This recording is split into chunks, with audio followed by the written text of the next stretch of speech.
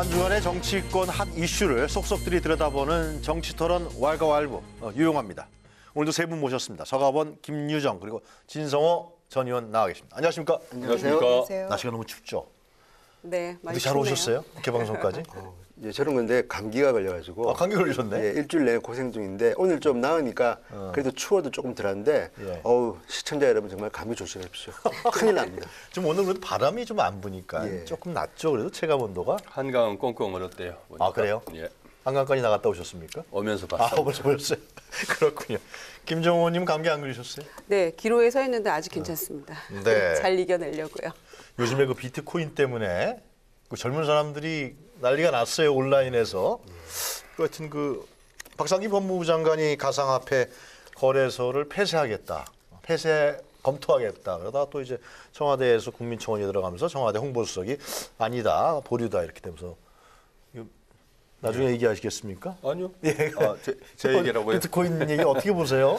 예, 지금 이게 뭐 그야말로 열풍을 넘어서 광풍이라면서요. 한 400만 정도 되는 모양이에요. 예. 그런데 지금 그 중에서 거의 한 60%가 네. 20, 30대라는 거 아니겠습니까? 글쎄 말이에요. 예, 실제로 이 중국하고 세계적으로도 그렇지만 중국하고 우리 한국에서 그야말로 광풍이 부는데 그것도 20, 30대가 뭐 한 60% 이상이 넘고. 네. 근데 문제는 이게 이제 뭐 4차 산업의 또 큰 하나의 시장으로 보는 시각도 있지만은 20, 30대 그 열풍에서 보여지듯이 이게 한때 투기성, 일회성 투기, 한탕주의, 그다음에 노동의 가치 이런 것이 이제 무시되고 그야말로 한탕주의가 만연할 수 있다. 이런 우려들이 나오는데 그래서 이제 정부에서 종합적으로 이게 대책을 마련해 가고 있는 과정에서 법무부 장관이 좀 갑자기 실수를 하신 것 같아요. 실수라고 보세요? 왜냐하면 발표가 아니고 어디 뭐 이 인터뷰 중에 생각의 일단이 이제 나와가지고 지금 이게 사실 시장에 이것도 시장인데 그쵸. 평지풍파를 일으키고 컸죠. 사려 깊지 못했다고 생각을 합니다. 금융위원장도 또 그랬잖아요, 그죠? 근데 그러니까 각 금융위원회는 금융위원회대로, 법무부는 법무부대로, 재경부는 재경부대로 전체적으로 이제 이 종합 대책들이 정부지에서 나와야 되지 않겠습니까? 그런데 각각의 이제 그런 개인들의 심정들이 잘 모르게 이제 툭툭 튀 나온 거죠. 사실 근데 이게 워낙 민감한 분야가 돼서 글쎄 말이에요. 예, 시장에 또 영향이 크고 사람들이 좀 알겠습니다. 보통 심각한 게 아닌 모양이에요. 진 의원님 비트코인 하세요? 아니요, 저는 안 하는데 안 해보셨어요? 이거는 저는 문재인 정부가 준비가 좀 덜 된 겁니다. 그러니까 이건 뭐 어느 정부라도 사실은 이 비트코인이나 가상화폐는 잘 모를 수밖에 없는 새로운 현상이기 때문에 저는 이해는 갑니다만 그래도 저는 요즘 경제나 외교 쪽에 책임 있는 당국자들이 말이 너무 경솔하다. 무슨 말씀이냐면요. 이 가상화폐는 나쁘게 말씀드리면 도박이나 이렇게 볼 수도 있지만 또 좋게 보면 우리나라의 IT 기술을 이용해서 우리가 이 분야에서 한번 선점할 수도 있는 것인데 네. 법무부 장관이 처음부터 이분은 계속해서 일관되게 이게 문제시 있다. 쉽게 하면 이게 이제 어른들의 시각으로 지금 이야기하는 겁니다. 물론 저는 인정하는 게 워낙 지금 비트코인 때문에 논란이 됐기 때문에 장관이 이런 말씀까지 이제 할 수 있는 생각을 하는 건 아는데 법무부 장관의 말 아닙니까? 게다가 청와대도 8시간 만에 뒤늦게 이제 진화에 나선 이유가 뭐냐면 청와대에 민원이 막 들어오기 시작한 겁니다. 그게 뭐냐면 문재인 대통령을 지지했던 그 젊은 세력이 볼 때 이 정책은 내가 볼 때는 내가 당신을 뽑아줬더니 당신 정부의 정책이라고 보기 힘들다. 이게 뭐가 다르냐 과거 정부와. 그러다 보니까 그 쏟아지는 민원을 듣고 뜨거 하고 8시간 만에 대변인 공식 발표를 해서 정해진 건 없다는데 그렇다고 해서 우리가 어떻게 하겠다는 건 안 나와 있습니다. 제가 봐도 이걸 갖다가 하루 이틀 내에 문재인 정부 보고 내놓으라는 거는 쉽지 않다고 봅니다. 그러니까 이런 문제일수록 문재인 정부의 비서실장이나 정책실장이 장관들한테 연락을 해서 이 문제는 우리가 TF를 만들어 준비하자고 해야지 이렇게 막 쏟아지는데 그거를 갖다 방치했다. 저는 이 문제에 대해서는 정책실장이나 이런 분들이 좀 책임을 져야 되고 알겠습니다. 앞으로 이런 새로운 물결이 밀려올 때 좀 더 신중해야 되는데 왜 장관의 한마디가 경제에 얼마나 큰 영향을 미칩니까? 그러니까 이게 지금 뭐 전 세계 이 암호화폐 107조 증발 현상을 나타났다고 했는데 이런 것들을 보면 정말 대한민국 관료들의 그 신중함이 요구되는 때다 이런 생각이 듭니다. 좀 현실적인 대책이 없겠어요, 좀? 이 문제에 관련해서? 뭐 아주 없지는 않겠죠. 그런데 네. 이제 문제는 이렇게 투기 광풍이라고 불릴 만큼 이 비트코인 이 가상화폐 네. 거래가 굉장히 뭐 남녀노소, 대학생, 주부, 뭐 어르신들 할 거 없이 이제 아니, 저도 관심이 광풍이 많이 불고 있는 가더라고. 그런 상황인데 이제 저도 모르고 있다가 이제 좀 해보셨어요? 전혀 모르죠. 안 해봤습니다만은 이 정부에서의 혼선 그리고 최근에 이제 굉장히 언론에 이제 이 회자가 되면서 저도 이제 과연 이게 뭔지를 잘 몰라서 좀 찾아보고 그랬습니다만은 결론부터 말씀드리면은 정부가 문제가 있으면 이거를 바로 폐쇄하고 뭐 극단적인 대책을 내놓는 게 그게 그 신의 한 수는 결코 될 수 없다 이렇게 생각을 하고요. 네. 그리고 이 지금 가상화폐 거래소가 한 2년 사이에 한 100개 정도 있다고 그래요. 그런데 전혀 어떤 규제도 없고 네. 그리고 이 투자자들에 대한 보호 대책도 없고 그래서 이 양쪽 다 굉장히 문제를 안고 있는 지금 현실인데 그런 점에서 문제가 있으니 바로 폐쇄하겠다 이렇게 하는 법무부 장관의 그것도 굉장히 뭐 실수라기보다는 저는 그 준비 안 된 극단적인 자세라고 보여지고요. 또 국민에 대한 배려도 없다고 생각하는 거죠. 그리고 여태껏 손 놓고 있다가 이제 와서 극단적으로 대처하는 게 정부가 할 일인가 여기에 대해서는 뭐 청와대건 뭐 관계부처건 다 반성이 필요하다고 저는 생각을 하고요. 네. 그런 점에서는 지금 이 비트코인 이 거래소가 지금 신고제로만 되어 있거든요. 그걸 좀 허가제로 바꾸는 그런 일본 조금 같은 경우는 굉장히 까다롭다고 네, 하더라고요. 강화시키는 세금도 물리고. 그렇죠. 규제를 강화하는 방법 그리고 이제 그 거래로 얻어지는 그런 거에 대해서 좀 세금을 좀 부과하고 그런 조금 방법들을 차근차근 강구를 해서 이 문제를 뭐 극단적으로 문제가 있으니 없애겠다 이렇게 하는 건 저는 옳지 않다고 보여지고요. 네. 그런 점에서 좀 정부가 어떻게 하면 이걸 연착륙시킬 수 있는 방법이 뭔지를 조금 연구를 해서 부처 간 조금 서로 논의도 하고 그런 다음에 국민들이 납득할 수 있는 결과를 내놓는 것이 중요하지 문제가 있다고 바로 법무부 장관은 얘기하고 청와대는 또 몇 시간 만에 아니라고 이런 아마추어적인 그런 정책 네. 이 실패 사례라고 저는 보여지고요. 그런 점은 조금 조심할 필요가 있다 생각합니다. 이것을 실제로 외국에서도 논란이 있는 것 같아요. 실제로 이걸 이게- 투기로 볼 것이냐 아니면 제4차 산업혁명의 하나의 자금원으로 볼 것이냐 이런 논란이 정리는 안 돼 있는데 좀 우리가 좀 급했죠. 실제로 좀? 그러니까 지금 이제 이 법무부 아까도 말씀드렸습니다만 법무부 장관의 사려 깊지 못한 네. 이제 그냥 언행이었죠. 근데 이 새로운 분야 시장에서 새로운 이 그 분야의 하나의 분야가 나왔을 때 예를 들면은 방문 판매도 초창기에 그랬었고요.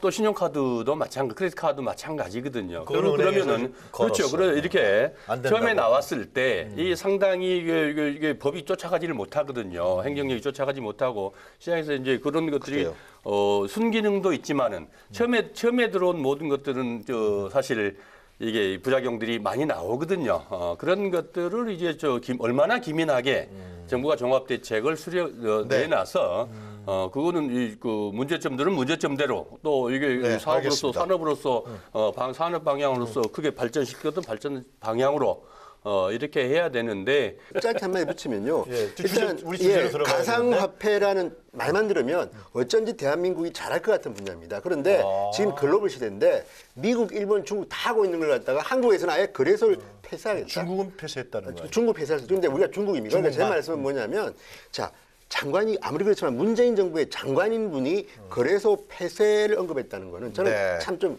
놀랍습니다. 알겠습니다. 왜냐하면 이런 식의 극단적인 처방은 대한민국의 미래 성장 동력에 아무런 도움이 되지 못하고 규제 완화도 지금 도움이 되지 못하는 발언인데 이렇게 쉽게 내뱉는다는 거는 저는 법무부 장관의 단단히 주의를 줘야 된다. 그 흔한 이야기 있잖아요. 다 한번 관계기관 대책회의 그거라도 좀 한 예. 다음에 관계기관 차분차분한 대책회의 뭐 많이 들어본 것 같아요 옛날에. 통상 뭐 정부에서 그냥 예. 뭐 금과 억조로 여기는 거 있잖아요. 관계기관 대책회의 열어서 대책을 마련하겠다. 그 흔한 관계기관 대책회의 하나 없이 법무부 장관이 이렇게 알겠습니다. 툭툭 그동안에 방치하고 있다가 이렇게 하는 것은 저는 온당치 못하다고 생각합니다. 자, 이제 오늘 저희들이 두 가지 주제를 오늘도 잡았습니다. 예, 하여튼 매주마다 하여튼 그 토론 주제는 많이 나오는 것 같은데요. 첫 번째 주제로 화면을 좀 만나 보신 다음에 또 뜨거운 토론 이어가도록 하겠습니다.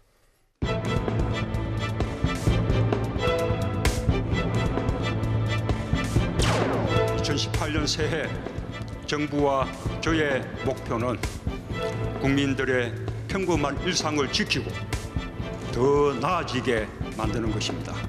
한 걸음 한 걸음 국민과 함께 전쟁 걱정 없는 평화롭고 안전한 일상을 만들어 가겠습니다.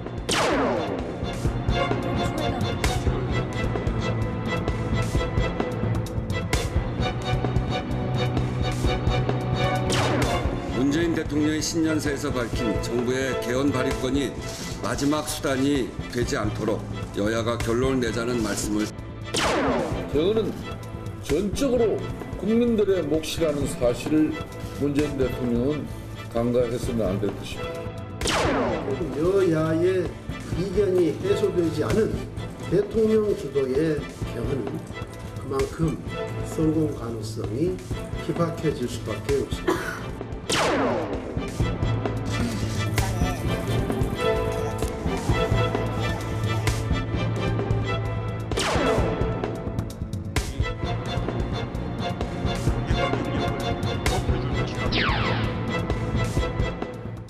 네, 문재인 대통령의 신년 기자회견에 대해서 여러 가지 논란도 있을 수 있고 또 정부의 정책도 볼 수가 있는 것 같은데요. 먼저 이 기자회견 굉장히 자유로웠죠. 예. 파격적이었습니다. 그렇죠? 예, 예.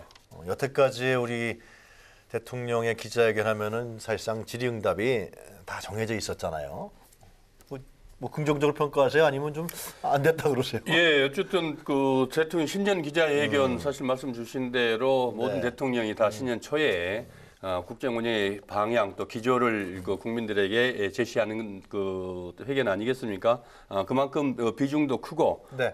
또 의미도 컸는데 이번에는 어쨌든 국민들로부터 이 그 사실 그래도 언론이나 일부가 이렇게 전문가들 일부에게 집중이 됐는데 관심이 이번엔 국민들까지 다 저게 뭐야 이게 뭐냐 할 정도로 놀랄 정도로 파격적이고 또 혁신적으로 이렇게 네. 진행됐는데 실제로 이제 워싱턴 포스트 기자가 이게 트럼프보다도 더 문재인 회견이 훨씬 더 나았다. 백악관보다 청와대가 더 자유롭고 또 이렇게 그 의미 있게 이렇게 기자회견이 진행이 됐다라고 극찬을 할 정도로 했고 또 방향이나 전체적 주제나 네.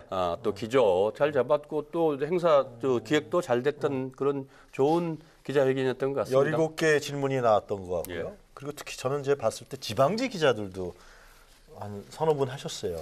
그리고 실제로 옛날에 딱 정해져 있거든요. 방송사, 그다음에 뭐 경제지, 맞아요. 그다음에 종합일간지, 지방 한두 개 이렇게 해서 뭐 한 10명 내외 이렇게 딱 정해놓고 이렇게 질문 여성 주제도 기자들도 많이 정했는데 했고 외신 그렇습니다. 특히나 저는 그 TV조선 기자인가요?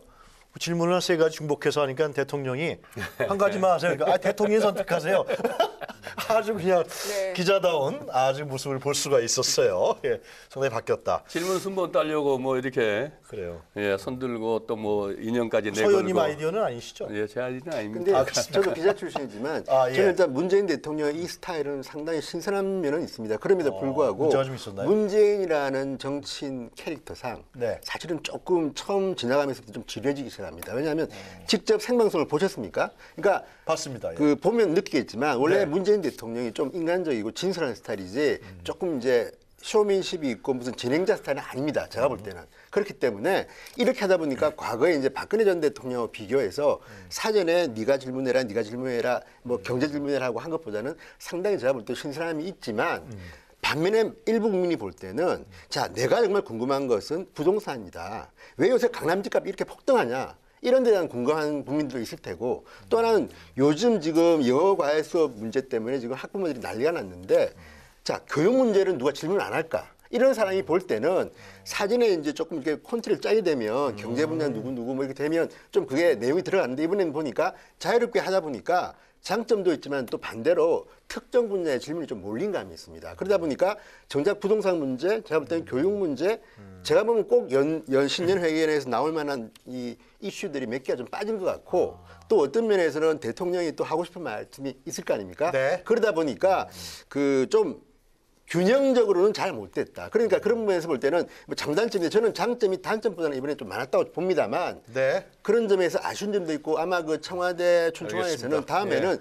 조금 더 저는 좀 밥맛이 넣어가지고 내용도 중요하고 형식도 중요한데 이번에는 제가 볼 때는 아무래도 대통령께서 형식을 바꾸는 데 치중하다 보니까 내용 부분에서는 조금 저는 지루하고 제가 개인적으로 그렇습니다. 보완할 점이 예, 있다? 보완할 점이 있다는 생각이 좀 듭니다.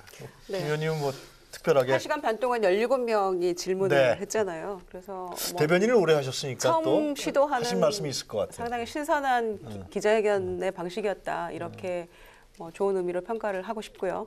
그리고 또 한 가지는 비교적 문재인 정권은 조금 더 수월하구나 그런 생각이 들었던 것이 수월하다. 뭐가 수월해요? 전 정권과 반대로만 하면 되거든요. 그래서 그런 점에서는 상당히 저는 좀 이익이 있었다 이렇게 그래요? 생각하고요. 무슨 말씀인가 했어요. 워낙 지난 10년 동안이 너무 각본대로 짜여진 대로 사실 조금 여러 가지 문제가 있었기 때문에 보는 사람도 저거는 정말 지나치게 너무 이 경직된 상황에서 보여주기 시가 아닌가라는 비판이 상당히 높았는데 그런 점에서는 정말 그 화기애애한 분위기, 그 웃음보도 간간히 터지고 했잖아요. 네. 근데 그런 분위기 상당히 좋았습니다만은 반면에 굉장히 좀 어수선하고 정리되지 못한 중구난방의 형식은 있었다. 그런 생각도 들고요. 그리고 정말 문재인 정권이 할 일이 많구나. 너무나 이게 나열 시기여서 무엇이 핵심인지는 조금 찾아내기 어려웠다. 네. 이런 생각도 동시에 들었습니다. 자, 그러면 이제 문재인 대통령이 밝힌 그 신년 기자회견에서 지금 정치권에서 논란이 되고 있는 한 서너 가지 주제를 한번 구체적으로 들어가 볼게요. 제일 먼저 논란이 되는 건 개헌 문제죠, 진 의원님, 그죠? 이 국회에서 합의를 안 하면 정부에서 발의를 하겠다. 예. 그런 얘기까지 했단 그러니까 말이죠. 이번에 문재인 대통령 기자회견에 나왔던 개헌이나 이런 문제들이 쭉 나오는데 네. 사실 그 전에 예견했던 것과 다른 반응이 보인 거는 거의 없다고 저는 봅니다. 그래서 이번에 이 문재인 대통령의 개헌이나 UAE 문제나 위안부 문제 등이 굉장히 안정감 있게 이제 메시지를 던졌지만 끝나고 난 뒤에 일부 국민이 느낄 겁니다. 새로운 메시지가 뭐냐? 왜냐하면요. 아니, 개헌. 개헌 문제, 개헌 문제에서 하는 게 아니겠습니다. 예를 들어서 개헌 문제에서 뭔가 그동안에 문재인 대통령이 해온 말씀과 좀 다르다든지 또는 조금 더 양보하고 뭔가 전진적으로 나온 게 있다면 사람들이 놀랄만 한데 이번에 그 말씀은 거의 비슷한 내용들이었고요. 또 하나는 그런 겁니다. 개헌이라고 할 때 이제 그 과거에도 보면 대통령이 2년차 신년회견을 하게 되면 뭔가 조금 놀랄만한 뭘 넣는데 지금 대통령이 말씀하신 거는 개헌의 내용이나 뭐 이런 그 방법에 대한 야당의 뭐 할애 이런 것보다는 본인이 늘 주장했던 지방선거와 연계하는 거라든지 또는 국회가 못하면 우리가 한번 해보겠다든지 이런 건데요. 저는 이거는 결코 감동 주기는 저는 힘들다고 봅니다. 물론 정치적으로 상당한 그 국민들한테 호소력을 갈 수는 있겠으나 지금 이번에 문재인 대통령이 신년 기자회견이나 여기서 밝힌 개헌에 대한 메시지는요. 별로 새로울 계절은 없다. 그래서 저는 그러니까 감동은 못 줬는데 그 내용에 대해서 어떻게 보세요? 저는 그래도 감동을 못 국회에서 준다는 게 뭐냐면 국회 개헌특위 합의 못하면 현실적이지 못하는 거죠. 정부에서 발의하겠다는 거 아니에요? 아니 정부에서 발의하면 뭐합니까? 발의가 아니라 이제 국회 아니 의회하는 정부가 거죠? 대통령이 발의하는 거죠. 그러니까 법적으로 국회의원 2분의 1이나 대통령이 할 수가 있습니다. 그렇지만 누가 하든 간에 어차피 국회 3분의 2의 동의를 거쳐야 되는데 대통령이 발의하더라도 국회 3분의 2가 노하면 안 되는 거고 지금 국민의당도 여기에 대해서는 좀 불쾌한 이거 내용을 갖다가 지금 비치고 있고 그래요? 아니 자유한국당 116명이 반대하면요. 이거 아예 국회 통과도 못 되는 건데 자꾸 이렇게 똑같은 내용을 갖다 말씀하시는 거는 저는 이거 개헌 부분은 제가 볼 때는 감동을 좀 덜하다는 생각이 듭니다. 불쾌하셨어요 좀? 아니 저희는 뭐 특별히 불쾌할 건 없었는데요. 네. 이제 다만 약간의 이견이 있는 거죠. 그러니까 대통령이 4년 중임제 권력구조 개편에 관한 부분에 있어서는 4년 중임제 대통령제 이 부분에 대한 권력 구조는 변화가 없는 거죠, 그러니까. 그렇죠. 대통령제로 가지만 4년 중임제에 대한 것은 뭐 당초 늘 그렇게 얘기를 해왔었고 변함이 없다는 걸 다시 한번 확인을 했고요. 그리고 두 번째는 공약을 했기 때문에 그리고 또 그 세금을 전략하는 차원에서라도 6월에 지방선거와 함께 개헌 투표를 해야 된다라는 거를 다시 한번 또 천명을 1,400억이나 된다고 한 거죠. 그러더라고요. 예, 뭐 1,200억인지 300억인지 뭐 네. 이렇게 얘기가 1,200억 되고 있는데, 예. 네 그런 상황이긴 합니다만은 또 하나는 이제 그 설사 국회 안에서 굉장히 첨예하게 대립하고 있는 권력구조 문제가 합의를 이루지 못한다면.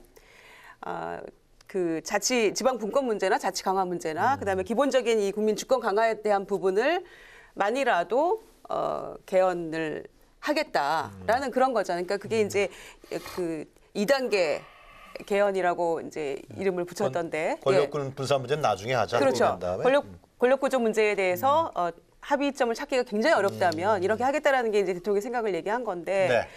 뭐 이 생각도 좋고 뭐 다 같이 함께해서 뭐 그 돈 낭비하지 말고 하자는 뭐 여러 가지 얘기 좋습니다만은 이제 현실을 생각하지 않을 수 없잖아요. 근데 국민의당 같은 경우에 이제 기분 좀 나빠했다 이런 부분은 네. 권력구조 문제까지를 포함하는 개헌이 아니면 6월 지방선거 때 동시에 개헌 투표하는 게 무슨 의미가 있느냐. 이것은 의미가 없는 것이다. 그리고 그 부분 함께 해야 된다는 거에 대한 이제 국민의당의 의지를 강하게 표현한 것이고요. 그런데 지금 문제는 자유한국당 아닙니까? 네. 3분의 2를 획득을 하려면 자유한국당의 이 협조가 없이는 도저히 이거는 불가능한 부분이거든요. 네. 그래서 현실적인 그런 고민을 안고 있습니다만은 대통령이 뭐 6월 말까지는 개헌안이 나와야 되고 뭐 이런 얘기를 하셨는데 중요한 건 개헌특위가 연장이 됐고 또 정개특위와 함께 이제 네. 그 단일화돼서 논의가 될 거 아니겠습니까? 네. 그렇기 때문에 최대한 이 야당과의 협력을 통해서 이 부분을 뭔가 이 합의점을 끌어내는 노력이 정부와 또 여당에게 굉장히 이 책무가 크다고 보여지는 국민의당이 거죠. 하는 그 분권형 대통령 문제를 얘기하는 겁니까? 그렇죠. 예. 대통령 외교안보 국방, 네. 그다음 대통령이 지명하는 총리가 네. 내치를 담당하는 국회에서 네. 동의를 받아서. 네. 예. 실제로 지금 두 분 다 말씀 잘 주셨습니다만 좀 일리 있는 말씀인데 대통령 신년 기자회견에서 대통령이 무슨 뭐 이 개헌의 방향들을 잡고 개헌안의 내용을 가지고 국민들에게 얘기하는 게 아니고 이 개헌이 국민들의 지금 절대 다수가 이 개헌을 바라고 있고 또 지난 대선 때 모든 당의 사당의 후보들이 모두가 다 지방선거와 함께 연계해서 6월 지방선거 때 동시에 치르겠다라고 약속을 한 사안이고 국회에서는 개헌특위를 만들어서 1년 동안 준비를 여야가 해왔고 네. 기한을 올 6월까지 연장을 했지 않습니까? 네. 그러면은 이 개헌안을 빨리 국회에서 마련해 주라. 합의해서 빨리 개헌안을 이번 동시에 칠 수 있도록 이 속도를 내주고 합의를 해주라. 이렇게 요구를 한 거 국회에다가 요청을 한 거이고 서로 이 정당 간에 합의가 되지 않으면은 아까 말씀 주셨듯이 그러면 이미 합의돼 있는 부분들이거든요. 그런 부분은 거의 다 지방 분권 기본권과 기본권 부분들은 특별한 이견들이 있지 않아서 거의 합의돼 있으니 그럼 우선은 합의된 거라도 하자. 이번 6월 달에 하자. 그리고 또 단계적으로 개헌 문제를 우리가 그렇게 무겁게 이렇게 생각할 게 아니고 네. 또 그러고 나서 권력구조 문제는 좀 더 정당 간의 논의를 해서 그렇게 또 그다음에 또 단계적으로 해 나가자. 이건데 마치 이게 개헌이 아니요, 제가 좀 얘기를 좀 마무리했고요. 단계적으로 할 수 있는 건가요? 이렇게? 아니, 그거 가능하죠. 왜냐하면 몇십 년 만에 하는 건데. 그러니까 우리가 그걸 너무 무겁게 생각하니까 그랬던 것이고 한 몫에 다 해결하려고 하니까 그랬는데 또 국민적 합의도 이뤄내지를 못했지 않습니까? 개헌에 대해서 늘 정략적으로 정권에서 약속을 해놓고. 그다음에 이게 대통령의 그 지도력이 훼손된다, 권력이 누수가 된다 해서 거의 모든 대통령, 박근혜 대통령도 그랬고 이명박 대통령도 그랬고 대통령들이 그냥 없애버렸잖아요. 안 해버렸잖아요, 다 시도를. 그래서 이제 이번에야말로 좀 이렇게 여야가 다 이렇게 기본 또 약속을 했던 거이고 국민들도 그만큼 적극적으로 지지하니 왜 안 하느냐? 그걸 해 갑시다. 그렇게 해서 한 걸음 한 걸음 나아가야 그 다음 단계에 또 넘어갈 수 있는 거지. 한 번에 하려고 하니까 하나도 못 하잖아요. 지금 30년 동안. 알겠어요. 근데 그 말씀이시죠. 진 의원님 결국 어떻게 보면 원인 제공을 한국당에서 한 것도 있잖아요. 국회에서 잘못하고 있는 거죠. 원인 제공이 하나라. 그러니까 개헌을 올해 빨리 해야 되는데 하기로 다 약속했는데 자꾸만 늦추고 있잖아요. 김성태 원내대표가 아니다. 뭐 올해 안에 개헌을 그러니까 제가 볼 때도요. 개헌을 안 하겠다는 거 아니야 한국당은? 결국? 그래서 대통령이 그런 얘기 한 거 아니에요? 그게 참 이게 닭이 먼저 달걀이 먼저인데요. 그게요? 자, 국민 간에 합의된 개헌안이 있으면 개헌을 할 수가 있습니다. 그런데 지금 무슨 문제가 있냐면요. 아니, 국민 간에 합의된 개헌안은 없죠. 아니요. 국회에서 합의를 해야지. 아니, 국회에서 합의한다는 게 뭐냐면 국민의 대표들이 합의한다는 뜻입니다. 그런데 제가 말씀드리는 게 뭐냐면 지금 제가 알기로는 민주당도 아직까지 당론으로 4년 대통령 4년 중임제 정한 거 아닙니다. 그래요? 정할 거라는 이야기는 나오고 있습니다. 그런데 어느 정당도 지금 자, 올해 6월 달 개헌 투표를 한다고 가정을 합시다. 자, 그런데 지금 1월 이제 중순으로 들어가는데 어느 정당도 각 정당이 갖고 있는 개별적인 개헌 권력 구조안이 있다고 보십니까? 저는 없다고 봅니다. 그리고 이미 지금 혼란스럽고 또 하나는 이거 말고도 자 헌법에 자유민주주의의 정신을 넣을 것이냐 뺄 것이냐를 놓고 또 최근에 한번 논란이 됐죠. 지금 이게요 하나가 헌법을 바꾼다는 것은 굉장히 엄중한 겁니다. 그런데 지금 제가 볼 때는 저는 지방선거에 이제 개헌하자고 이렇게 안 하고 있는 홍준표 대표 책임이 있습니다. 사과하셔야 됩니다. 근데 더 중요한 거는 국민과 국회와 또는 정부 간에 공감된 단일안이 나와야 한다는 겁니다. 물론 저는 아까 문재인 대통령의 그 말씀은 조금 저는 존중하는 게 합의 안 된 건 빼고라도 하자는 그거는 오죽했으면 저분이 저런 말씀 하실까 이런 부분은 제가 솔직히 좀 공감하는 부분이 있습니다만 국회든 국회가 합의한다 하더라도요 국민들이 볼 때 아 국회가 합의했던 저 안은 우리 뜻과 달라라고 생각하면 또 논란이 생깁니다. 아니, 민주당에서는 그러니까 이게 지금 간단한 문제가 아니란 말입니다. 통일된 이 없어요? 아니요. 그러니까 대해서? 지금 없죠. 안 제가 했다고 보기에는. 그러는데 왜 없습니까? 대통령의 연임이죠. 중임이죠. 4년 중임인데. 권력 구조는 근데 문제는 놔두고. 지금 국회에서 개헌특위에서 실제로 그러니까 1안, 2안, 3안으로 논의에 대해서 나머지 부분 권력 구조 문제만 지금 이견을 보이고 있는 것인데 그것도 1안 그 구체적으로 대통령 4년 중임, 중임제. 그다음에 분권형 그다음에 의원 내각제 이 안들이 서로 장단점 다 해서 논의될 것들은 다 논의되고 연구될 건 다 됐거든요. 그래요? 문제는 정당 간에 어떤 이제 마지막으로 하는 선택을 해야 될 거 아니겠습니까? 이 선택이 지금 안 돼 있는 거죠. 그 정치적 합의를 못 이루고 있는 거거든요. 그러면 언제 합의할 거냐는 거예요. 그러니까 아예 지금 그 1년 동안 국회 개헌특위만 해도 1년 동안 사실 국회 국민 혈세를 쓰고 지금 준비를 해왔어요. 작년 1년 동안 했어요. 그렇습니다. 또 지금 18대, 또 이번에 19대 때도 하고. 6월까지 하기로 했어요. 그러면 지금 돼 있는 거 가지고 지금 시간도 두 달이면은 못할 바가 없습니다. 그 절석이 아닙니다. 합의만 되면 되거든요. 우리가 법안들 뭐 다 심의해봤지만 헌법도 마찬가지죠. 네. 그 전 정권 때 지금 20대도 19대 때도 준비해왔고 이제 19대 때도 다 준비해왔거든요. 문제는 합의가 안 된 겁니다. 그래서 대통령께서도 빨리 합의해서 개헌안을 알겠습니다. 하자 이 얘기지. 문재인 대통령이 무슨 뭐 독재자도 아니고 그다음에 무슨 권능을 가지고 이 국회 3분의 2에서 동의하지 않으면 안 되는데 서의원님 밀어붙일 얘기는 수가 어떻게 있겠냐고요. 예. 이미 그동안에 막 개헌특위라든가 그래서 그럼요. 상당 부분이 합의됐고 이때 권력 구조 세 그걸 가지 가지고 중에서 가서 김성태 원내대표 아니요 잠깐요. 그 저쪽에 내가 지금 사회자인데? 청와대 내가 가서 사회자야. 지금 데모하겠다는 거 아니겠습니까? 누가 됐어요. 지금 이 방향들이 전혀 다르잖아요. 그렇게까지는 안 할 것 같고. 예. 그러니까 지금 이견이 있는 것 같아요. 진성호 의원님은 더 논의를 해야 된다라는 거고. 그럼요. 그러니까 다 거의 논의했으니까 결정나면 된다. 그러니까 서가번 의원님은 우리 다된 것처럼 김유정 의원님은 말씀하시는데요. 어떻게 생각하세요? 별로. 김유정 의원님 얘기 듣고 다른 주제로 넘어가겠습니다. 예. 그러니까 지금 논의되는 어떻게 이 해결책이 내용이나 없어요, 과정을 보면은 좀 본말이 전도가 된 게 아닌가 이런 생각을 하게 하는데요. 개헌 얘기가 왜 나온 겁니까? 그러니까 전 정권 뭐 10년 그리고 또 이번 정권에 이르기까지 근 뭐 20, 30년 동안 계속 개헌 얘기가 나왔던 것은 제왕적 대통령제 폐해를 좀 고쳐보자. 네? 87년 이 체제에서 조금 벗어나서 뭔가 새로운 권력 구조를 가지고 정말로 이 국익을 위한 어떤 이 권력 시스템이 무엇인가를 조금 바꿔보자는 데서 비롯된 거죠. 네. 그런데 그리고 지방선거와 동시에 이 개헌 투표를 추진하자고 했던 것은 좀 세금을 전략해보자는 측면도 있고 네. 또 각 당의 모든 대선 후보들이 공약을 했던 것이니까 다 함께 지켜보자 이런 거죠. 그런데 만약에 이 권력구조와 관련된 부분에 있어서 개헌 투표 안에 포함이 되지 않는 그런 개헌 투표를 지방선거와 동시에 치르고 그러면 나중에 이 권력구조 문제 가지고 또 한 번의 지금 투표를 하자는 거 아닙니까? 만약에 그 대통령의 구상대로 진행이 된다고 하면 그 마지노선에 이르러서 그렇다라고 한다면은 굳이 뭐하러 세금을 또 한 번 낭비를 합니까? 그냥 좀 더 논의를 한 다음에 한꺼번에 하는 게 맞죠. 그래서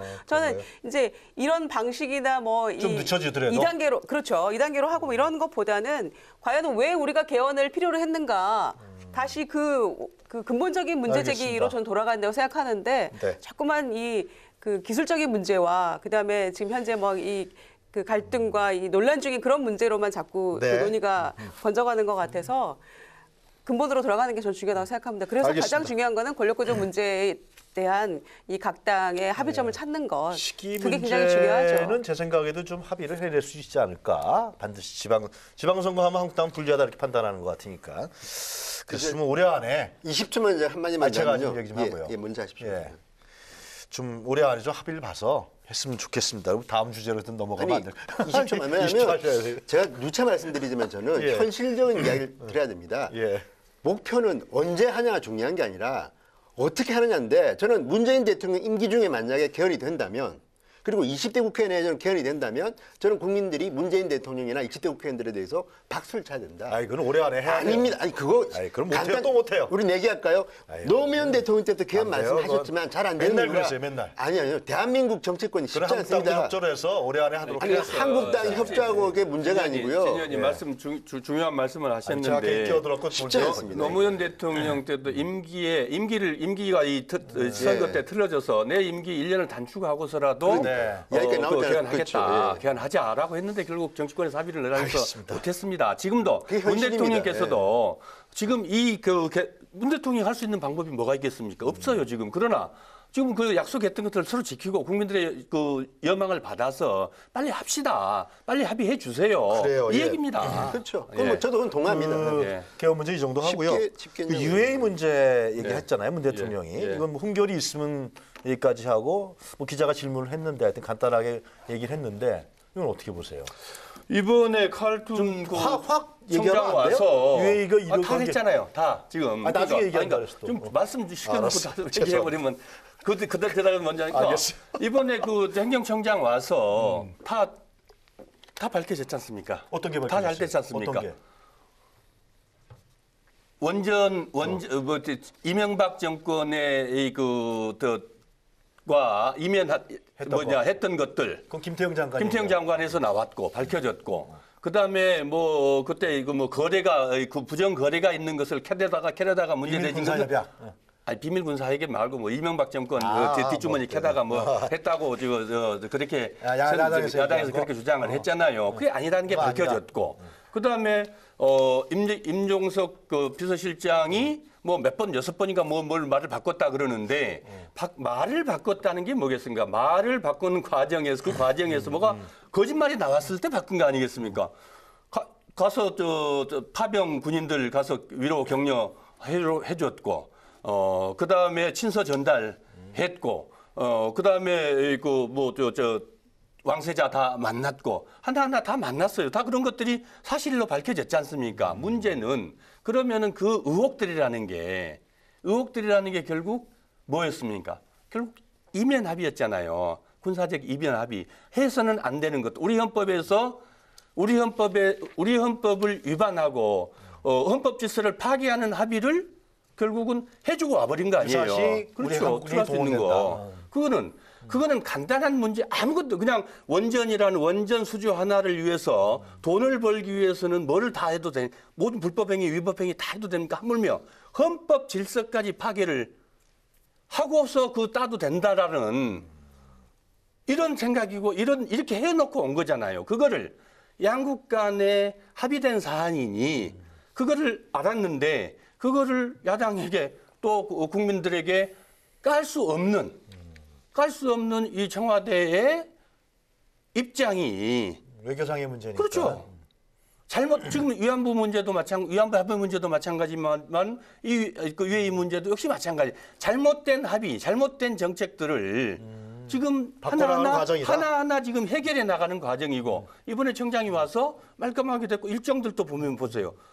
임종석 실장만 청와대에 가서 만났고 그다음에 국회 정세균 의장 만났고 그다음에 GS 칼텍스 그다음에 알겠어요. SK 기업인들 다 만나서 다들 좋아했잖아요. 서 의원님 성과 말씀은 냈고. 그러니까 이전 정권 이명박 박근혜 정권 때에 그 문제가 있었던 것을 잘 정리해 나가는 과정이다. 근데 야당에서 왜 자꾸 그러느냐? 그런 거 아니? 첫째 이제 칼둔 청장이 와서 다 해소했다는데 제가 볼 때는 증폭된 면도 많습니다. 무슨 말씀이냐면 증폭이 됐어요? 칼둔 청장이 와서 해명 한마디로 한 게 있습니까? 제가 볼 때는 정말 저는 이해하기 힘든 것이 칼둔 청장이 어떤 급인지는 잘 모르겠으나 아마 대한민국을 다녀간 외국의 리더가 아니라 이 사람은 행정청장입니다. 청장인데 1박 2일 동안 한 동선을 한번 보십시오. 오자마자 우리 존경하는 정세균 국회의장 만납니다. 네. 그다음에 대한민국에서 내로라 하는 SK 최태원 회장 만찬합니다. 네. GS 회장 만납니다. 그다음에 네.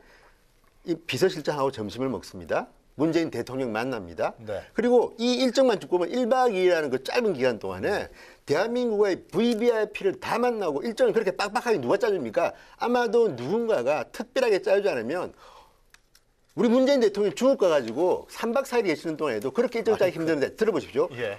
그 중동의 왕세제도 아니고 왕세제가 가장 믿는다는 측근인 행정청장이 한국을 다녀갔는데 1박 2일 동안 그렇게 대한민국의 정말 최고의 인물들을 만나고 갔다?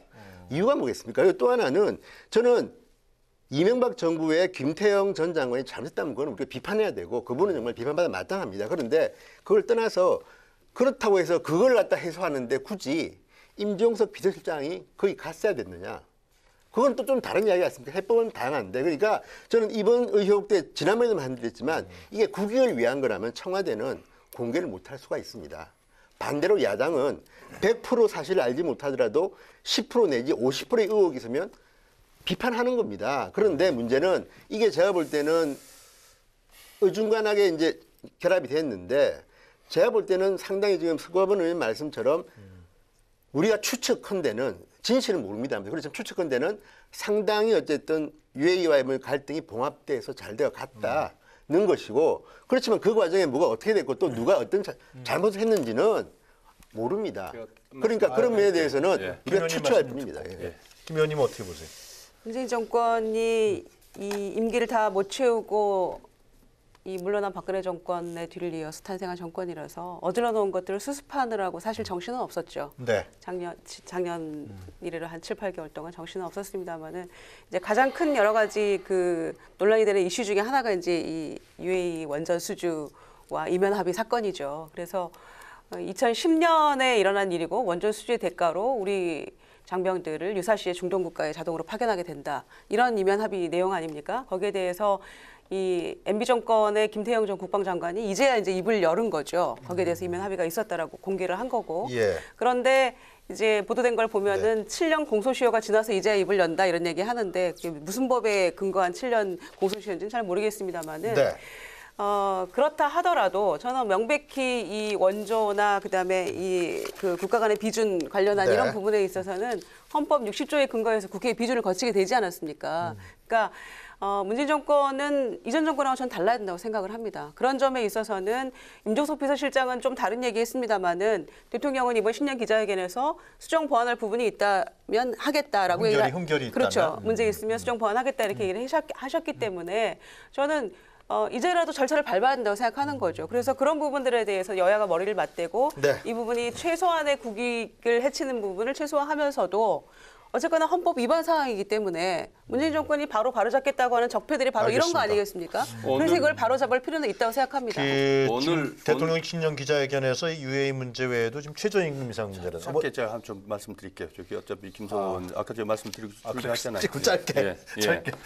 오늘 저 임종석 실장이 아마 지금 저 김성태 원내대표에게 방문해서 문서 설명을 하루 잡혀 있어요. 그래요? 네, 온 걸로 알고 있어요. 4시, 오늘 4시에 시작 직전에. 그런데 우리가 한번 아까 뭐 쭉 말씀하셨지만 이 문제가 이 생긴 배경들 나오게 야당에서 저렇게 뭐 의혹으로 갖다 얘기한 배경들이 도대체 뭔지 저도 조사를 해봤더니 11월 초에 국방부 장관이 갔어요. 네, 소영부 장관이 갔어요. 그 다음에 11월 중순이죠. 13일인가 4일 날 MB가 바레인을 갑니다. 바레인은 뭐 직항기 타고 직항기 없어요. 어디서 뭐 두바이를 거쳤는지 어디 거쳤는지 모르겠으나 어쨌든 갑니다. 그러고 난 다음에 문제가 생겼어요. 문제가 생겼잖아요. 그래서 다른 임종석 시나리오네. 실장이 UAE를 갑니다. 이 과정에서 지금 막 이제 온갖 억측이 다 나왔거든요. 실제로 그러면서 이제 칼둔 아까 말씀드린 칼둔 총장 오고 난 다음에 다 해서 그 많은 VIP들을 만났다는데 그 사람들이 결국은 모두가 그 기업인들입니다. 기업인들이 지금 이 그 많은 심지어는 뭐 이 방산 수출 문제 또 이 수출 문제 경제 활동 이런 것들과 와서 엄청난 지금 많은 성과들을 네. 이렇게 내고 다들 대만족해서 서로 이렇게 갔다는 거거든요. 그래서 이런 문제들을 전 정권에서 저질러 놓은 이 헌법 질서까지 파괴해 놓고 이 파괴해 놓은 이 문제들을 지금 이 하나하나들 고통을 감내하면서 이것들을 지금 매듭을 풀어나가고 있는 과정인 거거든요. 그것을 우혹으로 몰아치는 이 정쟁은 알겠습니다. 정말 이 외교 문제 국익과도 아무 그냥 무관하게 거침없이 갖다 공격에 되는 이 야당이 불과 1년 전에 몇 개월 전까지 집권 여당 아니었습니까? 잘 정리하셨어요. 너무 심하죠. 됐고요. 예. 이외에도 뭐 최저임금 문제라든가 뭐 또 위안부 문제 이런 걸 저희가 논제로 잡았었는데 다른 주제로 넘어가야 될 것 같습니다. 대통령 신년 기자회견은 이 정도에서 우리가 얘기를 하고요. 두 번째 주제로 넘어가기 전에 화면에서 먼저 그 내용을 보도록 하겠습니다.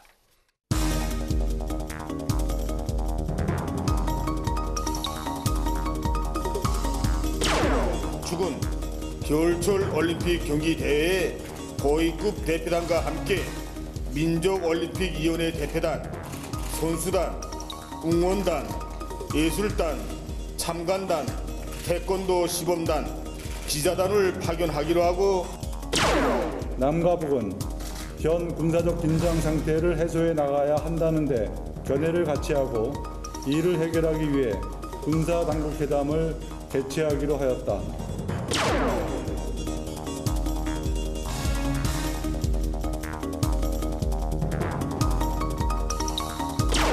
한반도 비핵화는 평화를 향한 과정이자 목표입니다. 남북이 공동으로 선언한 한반도 비핵화가 결코 양보할 수 없는 우리의 기본 입장입니다. 현재까지 이렇게 알고 있었고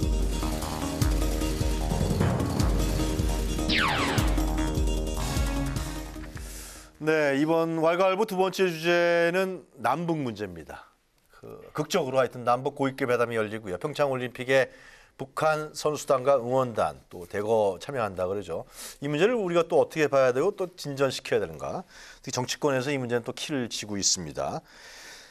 여러 가지 논란이 있고 있는데요. 뭐 좋은 일인데 반가운 일이고 그죠? 우리 국민들이 원하는 일이고 전쟁 위협이 없어지니까요. 그러나 잘 풀어나가기 위한 과정으로서 두 가지 논란을 제가 한번 짚어볼게요. 먼저는 그 체류비 지원 문제가 있어요. 네. 이게 북한에게 오는 선수단과 응원단에게 대거 온다 그러니까 체류비를 주면 이건 유엔 제재 협정에 위반이 되는 거 아니냐 이렇게 얘기가 나오는데 그건 어떻게 보십니까? 네. 저희가 이제 지난주에도 남북 고위급 회담이 이제 극적으로 성사가 되고 또 결과가 어떻게 될지 첫 술에 배부를 수는 없겠지만 너무 잘된 일이다 이런 평가들을 네. 하지 않았습니까? 그런데 생각보다 훨씬 많은 성과가 있었고 그리고 이 10년 동안 꽉 막혀 있었고 그다음에 북한의 그 핵과 미사일로 인한 네. 이 한반도 이 평화를 해치는 그런 긴장 관계 그리고 국제사회의 어떤 그런 염려들을 일시에 조금 안심시킬 수 있는 그런 고위급 회담이 아니었나 생각을 하고요. 이제 시작은 지금부터라고 생각합니다. 네. 그런데 이제 보니까 이 평창올림픽에 대표단 파견하는 문제, 그다음에 이제 군사회담 이게 크게 보아서 두 가지 성과라고 볼 수 있는데 아마 사상 최대 규모의 뭐 응원단, 글쎄, 뭐 태권도 시범단 뭐 많이 온대요. 등등 포함해서 굉장히 많은 사람들을 내려보낼 것 같고요. 또 대표가 누군지도 굉장히 관심이고 한데 대북 제재와 관련해서 이 문제를 어떻게 할 것인가가 이제 지난 며칠 동안 굉장한 논란이고 이슈였죠. 중요한 거는 저희가 이제 아시안 게임의 사례들이 있기 때문에 저는 과거의 그 전례에 비추어서 충분히 남북 협력 기금에 로 이걸 지원할 수 있는 문제가 아닌가 이렇게 생각을 하고요. 저희가 이제 아시안 게임 2002년 부산 아시안 게임 때도 600명 넘게 온 이 대표단에게 한 13억 이상의 네, 지원을 했었고 또 2014년인가요? 그때 인천 아시안 게임 때도 한 4억 이상을 지원을 했었는데 물가 상승이나 이런 걸 비춰봤을 때 이번에도 한 4,500명 정도의 대규모 대표단이 올 예정이라고 하니까 네. 10억에서 20억 사이 정도가 되지 않겠습니까? 그런데 뭐 직접적으로 돈을 지원하는 그런 방식 말고 남북 협력 기금에서 지원을 하되 뭐 올림픽 조직위원회 에다가 저희가 이제 그 돈을 낸다던가 이런 방식을 하면은 얼마든지 그 방법은 가능하다라는 게 중론인 것 같고요. 더 중요한 문제는 정말 어렵사리 물꼬를 튼 이 남북 화해 무드가 네. 뭐 이 대북 제재라는 그런 어떻게 생각하면은 기술적인 그런 문제를 가지고 맡겨서는 안 된다고 생각을 하고요. 얼마든지 유엔과 또는 미국을 비롯한 이런 주변 국가의 알겠습니다. 협력과 예. 논의를 통해서 예. 이 부분은 충분히 지원이 가능하다고 생각합니다. 진 의원님, 이 논쟁은 좀 더 제가 구체적으로 들어가면 일단 IOC에서 기본 선수단에 대한 경비는 지원하는 걸로 이게 끝난 거. 문제는 이제 그 항공기라든가 비행기로 올 경우 그거는 실제로 제재 대상에 들어가기 때문에 문제가 있다. 그래서 육로로 오겠다. 근데 마지막 남은 거는 이제 응원단 많이 오는데 이 사람들에게 현금을 지원하면은 이거 제재 협정에 위반 아니냐 이래 있단 말이죠. 그렇죠. 근데 지금 그거 어떻게 보세요? 아니 근데 그게 좀 특이한 게 뭐냐면 지금 말씀하신 것처럼 네. 자, 이 남북의 회담이 열리기 전날 하루 전날 8일 날 스위스 로잔에서 열린 IOC 회의에서 이미 장웅 북한 IOC 위원이 말했습니다. 우리 이번에 평창에 선수단 보낸다. 보내고 그 선수단 규모는 국제 IOC 연맹이 말씀하실 거다. 왜냐하면 돈을 거기서 대기로 했거든요. 그런데 문제는 이겁니다. 이 아시안 게임 같은 부산 아시안 게임 같은 북한의 선수단만 거의 200명 가까이 선수만 180명 정도 됩니다. 규모가.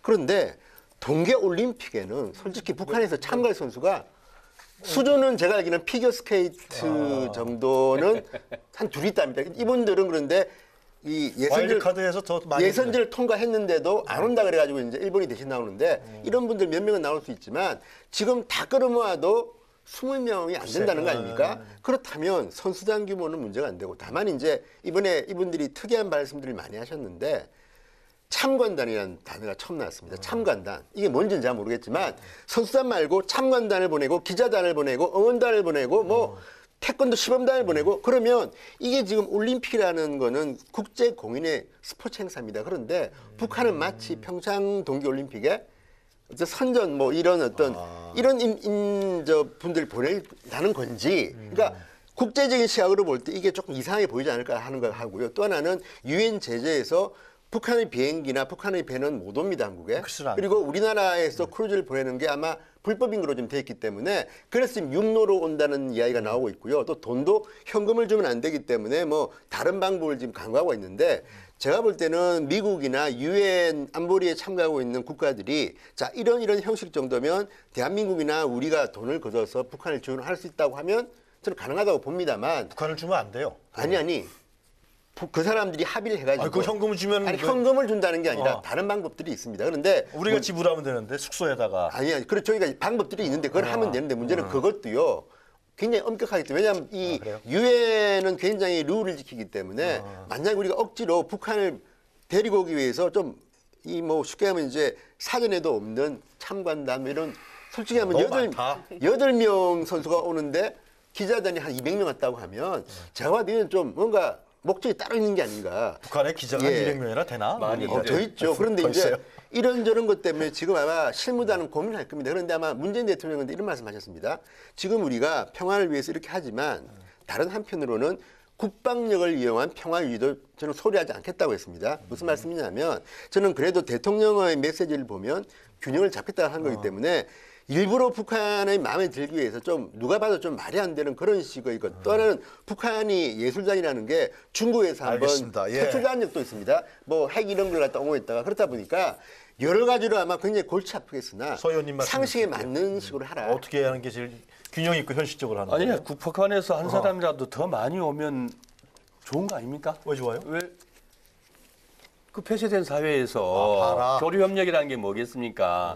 와서 이 그 올림픽 제전을 보면은 뭐가 가서 뭐 한 사람이라도 더 보고 가면 자기 가족들 뭐 이웃들에게 그 광경들 다 가서 얘기할 거 아니겠습니까? 나만의 실상도 보여주고. 그렇죠. 그래서 그거는 뭐 한 사람이라도 더 올 수 있게 있으면은 그만큼 더 좋은 것인데 문제는 이제 유엔 제재가 문제 아니겠습니까? 그 서로 협의 그 회담에서 회의에서 적절한 그 방안들을 찾아낼 거라고 생각을 하고요. 참관단은 그런 것 같아요. 참관단은 아마도 이제 그 용어를 갖다 참관단으로 쓸 것인지는 모르겠는데 북한에서도 뭐 이 아시안 게임을 유치하고 싶다. 뭐 이런 그 의도가 좀 있는데 그랬을 때 뭐 참고해서 행사 치르는 것들을 좀 이렇게 보고 자기들도 배워가겠다. 뭐 이런 의도가 있는 것 아니냐라는 일부 보도를 봤습니다만은 일리가 있다고 생각이 됩니다. 그런 것들이 유엔 제재 이 대상에 들어가면은 또 그런 것까지 다 모아서 회담에서 충분하게 그 논의할 수 있고 또 해결점을 찾을 수 있다고 생각합니다. 왜냐하면 이게 세계 평화의 이 제재는 아니겠습니까? 평화올림픽이니까. 결국 그 세계 유일하게 이 분단국으로 남아 있고 그것도 또 세계 질서를 지금 그 괴롭히고 있는 어지럽히고 있는 이 북한이니까. 저 의미가 크다고 생각합니다. 온 분들에게 숙소를 제공하고 뭐 강원도에서 뭐 예를 들면 비용을 그렇게 지불하고 어렵지 않다고 생각합니다. 그것이 뭐 북한의 핵 개발을 용이하게 만드는 건 아닌 것 같아요. 그죠? 그런데 그 이제 또 흥미로운 사실이 이게 평창 올림픽에 미국의 펜스 부통령이 온다는 거 아닙니까? 네. 지금 뭐 이방카 얘기도 나오고 그러면은 북한에서 누가 오느냐 뭐 최룡의 얘기까지 나오는데 하여튼간에 그러면 평창 올림픽이 상당히 북미 간의 뭔가 대화에 뭔가 조짐을 보이는 그런 거로 발전할 수 있냐 아니냐 이런 얘기들이 추측이 나오는데 어떻게 보세요? 네, 트럼프 대통령과 문재인 대통령이 9일 남북 그 고위급 회담 끝난 이후에 또 10일 날 또 통화를 했죠. 네. 그래서 뭐 서로의 그 도움과 뭐 결단으로 잘 이루어졌다라고 서로 또 칭송도 하면서 뭐 대화를 했던 걸로 알고 있는데요. 네. 중요한 거는 트럼프 대통령이 북한이 원한다면 북미 대화도 열려 수 있다. 있다. 예, 미국과 북한 간의 대화도 열려 있는 것이고 얼마든지 할 수 있다. 이렇게 아니, 얘기를 며칠 전만 해도 했죠. 그냥 타격하겠다고 막 그랬었는데 그리고 뭐 확 바뀌었어. 군사적으로 뭐 뭔가 할 그런 계획은 전혀 없다. 그런 건 오보다. 이제 이런 취지로 얘기를 했었죠. 그리고 사실상 조금 돌이켜 보면 트럼프 대통령이 대선 그 선거 운동 기간에 뭐 햄버거 먹으면서 만날 수도 있고 김정은 얼마든지 만날 용의가 있다라는 얘기를 그때도 했었는데 그 이후에 이제 뭐 북한의 뭐 그 계속되는 미사일 도발과 뭐 핵무기 개발이 이제 계속 이루어지면서 굉장히 이제 경직된 상태로 네. 왔었는데 불과 며칠 사이에 또 이렇게 반전이 일어나고 있는 그런 상황이기 때문에 얼마든지 가능하다고 보여지고요. 마이클 펜스 부통령이 대표단에 오는 거는 확정적인 것이고 또 북한의 뭐 사실상의 2인자다라고 불리우는 여동생인 김여정이나 최룡해는 또 우리 나라에서만 제재를 가하고 있는 인물이기 때문에 최룡해가 온다는 우리만 용인하면 가능한 이야기라는 거죠. 네. 그래서 어떤 의미에서는 북한과 미국 간의 고위급들이 또 평창 올림픽 기간에도 어떤 조우가 일어나서 어떤 네. 또 해결의 실마리를 찾을 수 있을 것인지 네. 저희가 모두 기대하기도 하고 또 거기에 희망을 걸 수 있는 부분이라고 생각합니다. 네. 근데 짧게 한마디 덧붙이면 김여정은 제재 대상이 아닙니다. 자유롭게 그렇죠. 올 수가 있습니다. 네네네. 그러니까 만약에 최룡해 이방카와 그 위원장이 최룡해보다 제가 볼 때는 최룡해는 아무래도 북한은 왕족국가이기 때문에 알아요? 김정은의 여동생이 더 중요합니다. 그러니까 아니 올 수도 있지만 최룡해는 별 의미가 없는 존재고 김여정이 만약에 온다면 그러니까 이방카도 어쨌든 패밀리 아닙니까? 대통령의 네. 패밀리인데 그러면 이방카와 김여정이 만나면 사실은 그림은 더 이제 충격적일 것이고 실제로 그 트럼프 입장에서 보면 지금 트럼프 1년에 이제 쭉 그 제스처들이 나왔고 발언들이 나왔지 않습니까? 과거하고 전혀 달라졌죠. 지금 해가 바뀌면서 지금 달라진 겁니다. 사실 이제 올해 미국에서는 큰 이벤트가 있죠. 중간선거가 있습니다. 트럼프 입장에서는 이 중간선거에서 승리를 해야 됩니다. 그 중간선거 끝나고 나면 바로 대통령 선거 체제로 또 돌입하거든요. 네. 그러면 지금 이 그 35% 뭐 35% 이하의 지지를 받고 있는 이 트럼프 대통령의 돌파구가 과연 뭐냐? 결국 다른 옛날 이란 이라크 문제하고 과거의 북한 문제하고 지금 실적으로 다르거든요. 왜냐하면 실질 핵이라는 것은 지금 미국을 향해서 미국 국민들을 향해서 실질적 좀 위협을 가하는 건데 이 문제를 해결하지 않고서 지금 중간선거를 칠 수 있느냐. 그런 문제가 또 있군요. 그래서 지금 문재인 대통령이 얘기했던 이른바 한반 운전자론이 네. 지금 하나하나 지금 그 결실을 맺어가고 있다. 남한을 통해서 미국과 이 네. 그 북한과의 이 대화의 이 물꼬도 알겠습니다. 열리는 계기가 될 수 있는데 이게 지금 이방카와 김여정 또는 뭐 이 펜스와 최룡해. 그 최룡해의 이 회담이 서로의 대리 회담이 될 수 있고 그 물꼬에 이 물꼬를 트는 계기를 마련하는 큰 이벤트가 될 수 있다. 기대를 해볼 수 있습니다. 기대하면 얼마나 좋겠습니까? 그렇게 되면 얼마나 좋겠습니까? 그때 근데 김정은님은 예. 그때 지난주인가요? 지지난주인가? 네. 문재인 대통령이 운전대 못 앉았다고 그랬는데 이제 앉았습니까? 좀 갑자기 두고 부스 봐야죠. 질문 듣고 봐야 돼. 두고 봐야죠. 아직 기어를 안 넣었나요? 네. 기어. 근데 북미 회담도 제가 돌발 질문을 했어. 아니 지금 말씀하시는 아, 그래요? 거니까. 예. 네. 근데 북미 회담 같은 경우도 너무 우리가 이제 낭만적으로 기대를 가지면 안 되는 이유가 아, 그래요? 미국 현지 보도는 그렇습니다. 지금도 적절한 시점이 뭐냐? 단계별로 있는데 트럼프가 만약에 김정은을 만난다면 그것은 비핵화 다음 단계입니다. 비핵화가 해결되지 않은 상태에서 김정은이 만날 수가 없습니다. 그러니까 그건 그렇죠. 우리가 지금 나오고 있는 이런 발언들에 대해서 그렇고 아까도 제가 문재인 대통령이 균형을 지금 잘 잡고 있다고 알겠습니다. 했는데 그렇지 않으면 운전자로는 아무 의미가 아니 없는 거 그럼요. 아니겠습니까? 그건 하여튼 지난해 맞습니다. 동계올림픽은 2달간의 한시적인 평화 아닙니까? 저희는 이제 그 간에 일어날 상황에 대해서도 준비를 해야 되지만 저희는 그 이후가 더 중요하다고 생각하고요. 교류 협력과 화해 모두도 중요하고 그다음에 올림픽도 평화롭게 잘 치러내는 것도 중요합니다만은 그 이후에 비핵화 단계까지 가기 전에 핵 동결조차도 사실은 어려운 이런 현실적인 상황을 저희가 그 깊이 인지를 하면서 이 부분을 예, 이후 상황을 조금 저희가 잘 고려해야 평창 된다고 올림픽 생각합니다. 지난 다음에 또 뭐 또 쏘고 오고 이런 상황은 좀 없어졌으면 참 좋겠다. 그것도 문재인 대통령의 또 굉장히 리더십도 중요한 것 같아요. 이 글로벌 리더십 말이죠. 그런 부분들 좀 잘 조언도 좀 하시고요. 그래서 우리 한반도 평화가 이루어질 수 있도록 큰 책임이 있는 것 같아요. 야당도 많은 얘기 좀 해주시고. 알겠습니다. 하여튼 다 국민이 바라는 거니까요. 그렇습니다. 이거는 뭐 정파적 이익하고 전혀 상관이 없는 것 같아요. 자, 오늘 하여튼 뭐 여러 가지 얘기가 또 남았는데 세 분이 너무 격렬한 토론을 해주셔갖고 사진 한 컷 가야 될 것 같습니다. 서가모 의원님의 사진 한 컷 보도록 하겠습니다. 예, 좋은 사진 선택했는데 두 분들이 또 먼저 선점을 해서 아, 그래요? 할 수 없이 냈습니다. 이른바 국민의당 그 대표실의 이 백드롭 쌍난 아니겠습니까?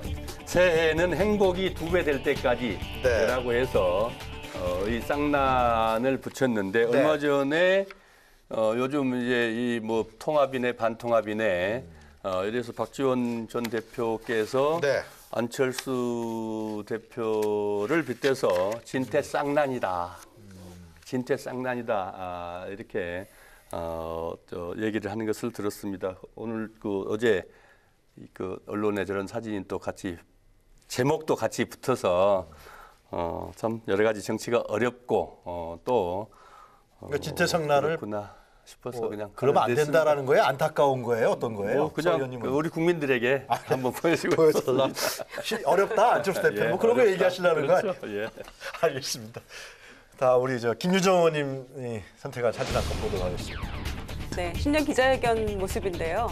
기자들이 250명이 이렇게 서로 저요저요 하면서 이렇게 질문을 서로 하겠다고 하는 모습도 진풍경이었고 예, 상당히 뭐 보고 싶었던 그런 모습이 아니었나 생각합니다만은 문재인 대통령이 70% 지지율을 뭐 집권 초기부터 지금까지 거의 유지하면서 비롯된 자신감에서 비롯된 그런 모습으로도 보여집니다만은 임기 중반과 또 임기 말까지 뭐 굉장히 잘해서 국가가 좀 편안해졌으면 좋겠다는 그런 바람도 있습니다만은 설사 잘못해서 지지율이 떨어지더라도 지금과 같은 그 모습, 그 마음 변치 말고 이런 분위기 속에서 계속해서 기자회견도 하고 좀 더 이 언론과 국민과도 소통할 수 있는 모습을 계속해서 보여주기를 기대를 해봅니다. 네.